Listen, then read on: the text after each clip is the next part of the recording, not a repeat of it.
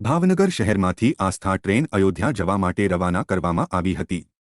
આ પ્રસંગે વિશ્વ હિન્દુ પરિષદ અને હિન્દુ સંગઠન સહિતના રામભક્તો ખાસ અયોધ્યા જતી આસ્થા ટ્રેન મારફત રવાના થયા હતા। ભાવનગરના રેલવે ટર્મિનલ સ્ટેશન ખાતે આસ્થા ટ્રેનને વિધિવત રીતે લીલી ઝંડી આપવામાં આવી હતી। જો કે આ ટ્રેનમાં 1200થી વધુ યાત્રિકોને અયોધ્યા જવા અને આવવા માટેની સંપૂર્ણ સુવિધાઓ પૂરી પાડવામાં આવી છે। પરંતુ એટલું સદભાગ્ય નથી અને કર્તવ્યથી બંધાયેલો છું કે ત્યાં જઈ શકું, પણ આપ સૌ પહેલા જઈ રહ્યા છો તો મને એક ઈર્ષા ભાવ અંદર છે, સાત્વિક ઈર્ષા, કે તમે બધા મારી કરતા વધારે ભાગ્યશાળી છો।